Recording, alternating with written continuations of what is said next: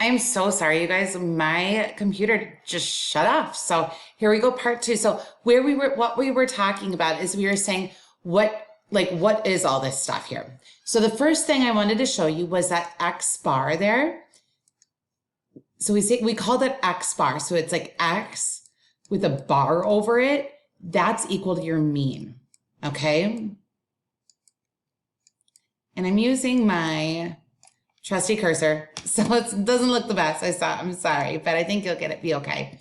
We ignore this one here, we ignore this one, but we do care about SX, okay? SX, that's our standard deviation. So I'm just gonna put STDEV, okay? Just so you know, right now, what are we doing? We're just making sure that you know what all these symbols mean. So here's our X bar, here's our SX. We don't care about this one here. N is equal to 15. Anytime in statistics you see an N, that's your sample size. Okay, so we had 15 burgers we were looking at. And then if we arrow down, here is our 5-number summary. Our min, Q1 is called a quartile 1, median, quartile 3, and maximum. So here's all of the numbers that we need. But like I said in the previous video, AP doesn't care about just making sure you know what the numbers are. What they care about is how you interpret, okay? So this is a typical problem that I do in class, right? And we go through these together. So we're gonna go through all of this together right now, okay? But before we do that, I just wanna discuss again, just to keep in mind, hey, how do I kind of set up my notes? So it's usually about 1/3 to 2/3, approximately, right? And on this side is just like your basic framework, your notes, any steps that you have. And then on the other side, on the left-hand side, it's what goes with it in context of the problem. So the first thing, if you read this problem, it says find and interpret the mean amount of fat for all 15 beef sandwiches. So if we go back to our calculator and we can scroll up, whoops, did I just lose it? Calculate it again. And so here's our mean, our X bar, 25.066667, okay? We like 4 decimal places in AP Stats. 3, I think, is acceptable as well. I just typically always go with 4 unless there's some weird reason not to, okay? So what do we want to do right now is we want to interpret the mean. And when we interpret the mean, I'm looking for some key words here. Because what a mean is it's something that is calculated in the long run. Okay, it's a long run measurement is what we say in AP Stats. So we always say in the long run, and we talk about what we would expect from it, and we use that word average. And I always say, when in doubt, use the word about. Okay, because if it's not an exact number, I think it's good to say about. Okay, or approximate, right? So our mean, we know, is 25.0667. So in the long run, we would expect the mean amount of fat in McDonald's beef burgers to be about 25.0667, okay? So what am I looking for? Like if I was grading this on a test, I would look for in the long run, expect, the mean, context, about. So really, I mean, there's a lot there that I'm looking for. You almost have to have it memorized. Now, I don't know what the test will look like this year, if it'll be in person or online again. So really making sure you commit it to memory as well is a good thing, okay? Mean, we have that down. The next one, interpret the standard deviation. Now I talked about this before. The standard deviation is a measure of spread. It tells us on average, how far will observations be from that center, from that mean, okay? On average, how far will observations be spread out from the center, okay? And there is a definition we have to follow for this, and I'm quite strict about it. Oh, the standard deviation blank differs from the mean by an average of blank, okay? What do I mean by that? Okay, so we should be writing this down. Hopefully I'm not going too fast for you, but again, you can pause the video when necessary. Our standard deviation, let's look at our calculator. What was it? SX, 8.94001, so just 8.94, okay? So let's look at this in context. for the burgers, okay? The amount of fat in McDonald's beef burgers differs from the mean by an average of about 8.94 pounds, okay? So if I'm looking over here, how could that help me? Well, the blank, okay? So that was my context, right? So I'm gonna just put C for context. So that's right here. This context differs from the mean by an average of about 8.94 pounds. So that was that standard deviation that we found in our calculator right there, okay? Again, mean, standard deviation, you should know how to find them and how to use these sentence frames here to apply it to other problems and to interpret it in context of other problems. Oopsie, sorry. Okay, we're not going to talk about resistance yet. We're going to move on. Let's start talking about, we are actually going to skip part D. So I don't care about that right now. We're going to go to interpreting the median, interpreting quartile 1 and 3, and finding the IQR. And then we're not going to do outliers. We're going to do outliers on the next page. Okay, so let's forgive me here.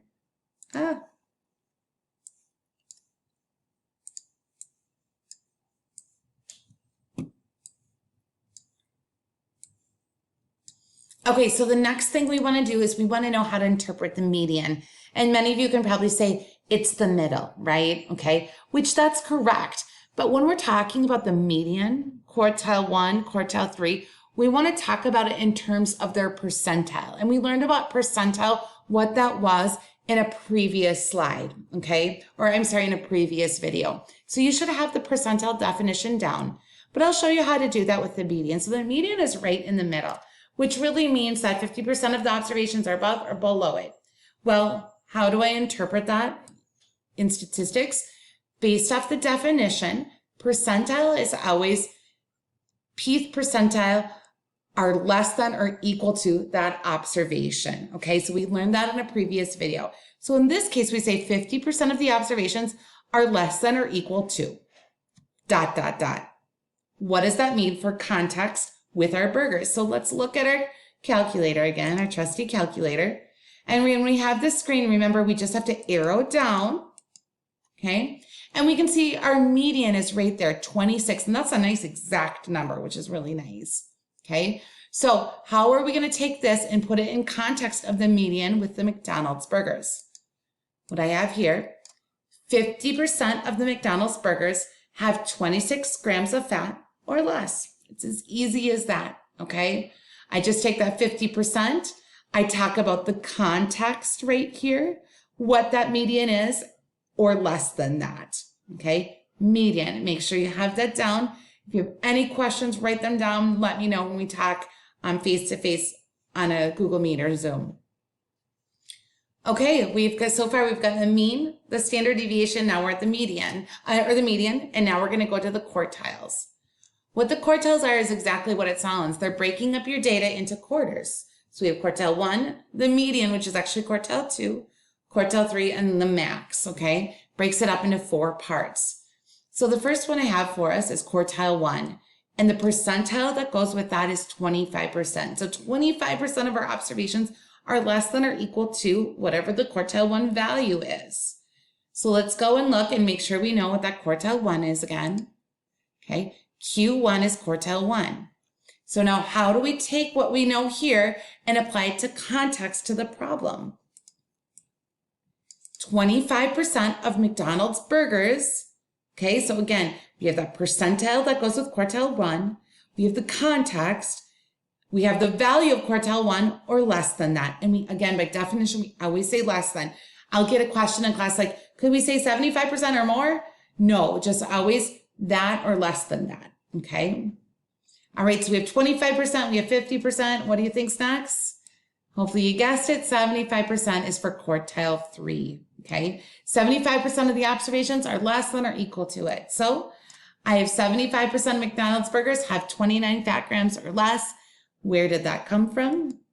Right there, quartile 3 is 29, okay? So we have mean, standard deviation, median, quartile 1, quartile 3. What's next? The IQR. The IQR is a measure of spread, okay? Similar to the standard deviation, okay? As statisticians, we're always curious. We always want to know what the center, but we also want to know how spread out things are. Is there a lot of variation? Or is there just a little bit of variation within our data set? Okay, that's important to us. So IQR is a measure for that. And that is where we take quartile 3 minus quartile 1. So I did that right there. I took quartile 3, which is 29, minus quartile 1, which is 19, and that's equal to 10. Now again, the AP world wants to make sure that we can interpret this as well, which is an important skill. 50% of the observations have a spread of blah, blah, blah. Let's take this and let's apply it to the McDonald's burgers. When measuring the fat grams in McDonald's burgers, 50% of the burgers have a spread of 10 fat grams. And that's all there is to it. Again, we have to commit it to memory and we do need to practice it. The more we practice it, the more it will be up here. Okay, let's move on to the next slide, you guys. What I want to do right now is I didn't want to take the McDonald's burgers because there's a lot of data there, and I actually want you to get a little practice with your calculator as well. So I have a distribution here, a data set here, and I want to teach you how to find outliers and make a modified box plot with that, okay? So let's get going right now. What I want you to do is take that calculator out again, okay? And of course, pause to write down the problem. Given the following data, create a box plot to represent the distribution. Okay, so we're going to take that calculator out, and if you missed it the first time, we're going to go to Stat. We're going to hit Enter on Edit.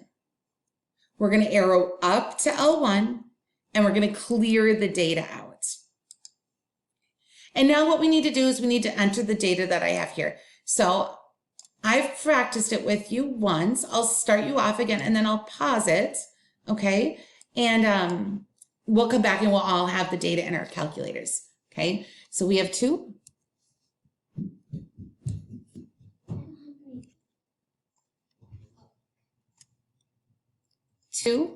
Enter. And now I need to move my screen. And like I said, I'm going to pause this because I need to be able to see it, so on and so forth. And I just don't want to take the time on the video to do that. So you guys enter that in now. Okay, so by now you should have had all the data in your calculator. And in order to make a box plot, you guys, well, and we have to make a box plot first before we can describe it. But in order to make a box plot, we need the 5-number summary. So that's why we wanted to enter the data in there. Now, I haven't taught you what the complete 5-number summary is. So let me show you. So we have our data in L1. We're going to go to Stat. We're going to arrow over to Calculate. And we're going to hit Enter on one variable stats. And remember, if you have the old calculator, you hit Enter twice. And if you have the new calculator, you just go down and hit Calculate right there. So we're going to scroll down. Now, the 5-number summary is the minimum, quartile 1, median, quartile 3, and maximum. Let's go ahead and write that down just so you have that down in your notes.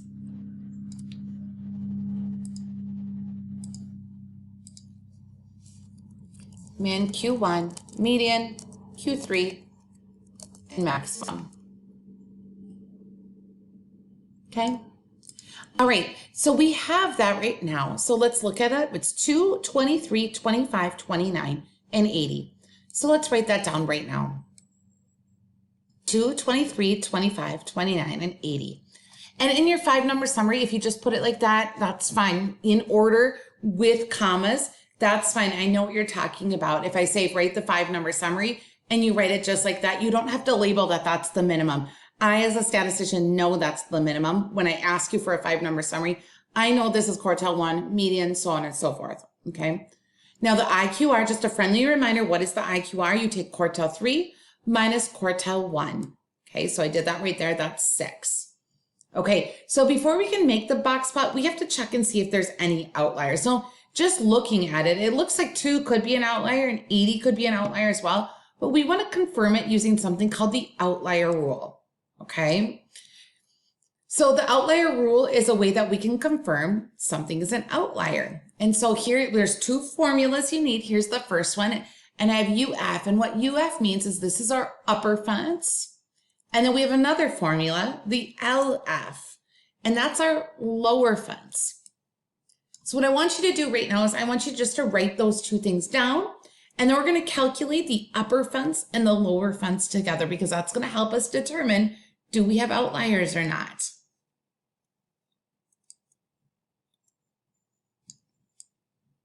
So you can see I went ahead and I plugged in the values now for the upper fence and the lower fence, okay? So let's start with the upper fence. We take quartile 3, so we know 29 is quartile 3, and we plug it in where we see quartile 3, plus 1.5 times the IQR. Now, I want you to be really careful here, you guys. I do get kids in EP stats who in their calculator, when they calculate this, they do the order of operations wrong. So I want you to practice typing this in your calculator real quick, just to make sure you did it right. If you didn't, no big deal, but you need to learn now how to type that in. What happens is people forget about order of operations, and they take 29 plus 1.5 and then hit enter and then multiply by 6. You can just type this all in together at once and hit enter, or you need to remember your order of operations, multiplication first, and then add to 29, okay? And again, with that lower fence, I took that quartile 1, 23, minus 1.5 times the IQR to get 14. Okay, so I have my upper fence and I have my lower fence. What does this do? What this does is it creates two values, and it says if there's anything outside of that upper fence or below that lower fence, anything outside of the fences, okay? So you can imagine anything that's outside of those fences, those are outliers, okay? Outside of the fences, out there, outliers, okay? So here's a simple little formula to show us. If we have any data that is less than the lower fence, okay? Any data that's less than the lower fence, that's considered an outlier. So what we want to do is we want to say, okay, 14 is our fence.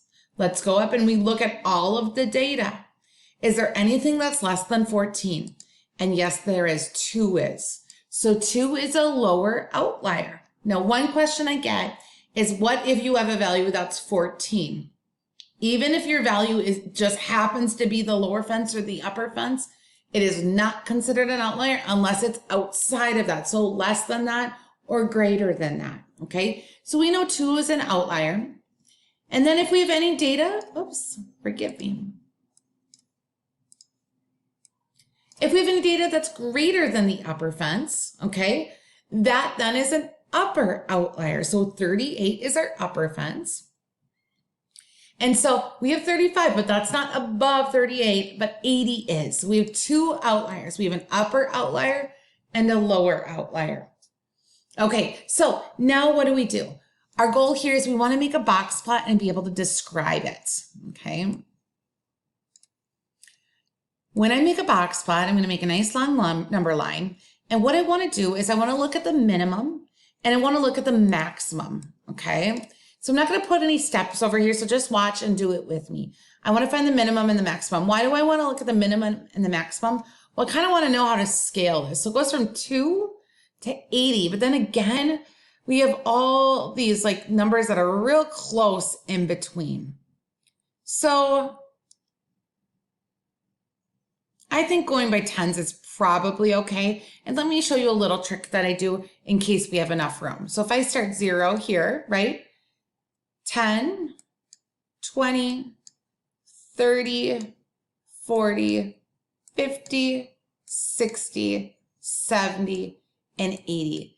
Now, because of all these 20s in the middle there, I kind of wanted to go by 5, but my fear was I wasn't going to have enough room. So what's nice now is I can make my middle mark, and now all of a sudden I've gone by 5, right? I did have enough room, but that's kind of a little trick I do every time when I go by 10s. Maybe I can get in 5s just to be a little bit more accurate. So here's my 10, 20, 30, 40, 50, 60, 70, and 80. Okay, first things first, make a number line.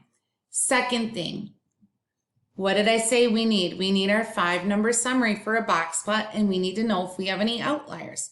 So I'm going to start with my 5-number summary right here, okay? And I'm going to put a dot for each number on my 5-number summary. 2, so approximately right here, and that dot is above the number line. 23, 25, 29, and 80. Okay. The next thing I want to do is I want to put a rectangle around my middle section right there with a line going through the median. Okay. Now, if it was not a modified box plot, what I would do is I would draw a line to the end there and a line to the end there. But we don't want a regular box plot, okay? A box and whisker. Do you guys remember that? We actually want a modified box plot, okay? And what that means is that's going to account for the outliers. So I know that this is an outlier right here. So I'm going to actually turn it into a little star or asterisk, okay? And the same thing here. It doesn't have to be. That's my personal preference. I like doing that.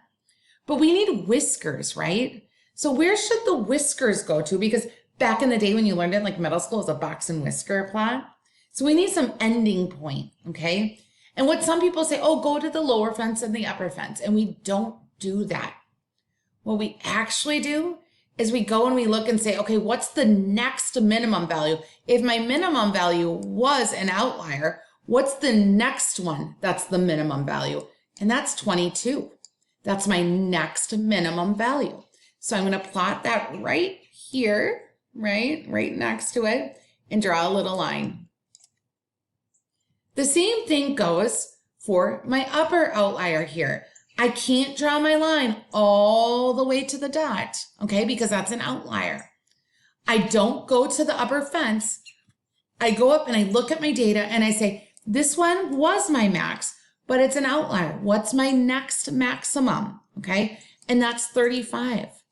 So I'm going to find 35 on the plot here. I'm going to plot a dot there, and then I'm going to draw my whisker. And now I have my modified box plot. Okay, I'm going to stop the video right here just because we've gone for 23 minutes, and I'll have one more video on the mean, the median, and the effect of outliers on them. Okay, so we're good for now. Go take a break and then come back and watch the other video in a little bit.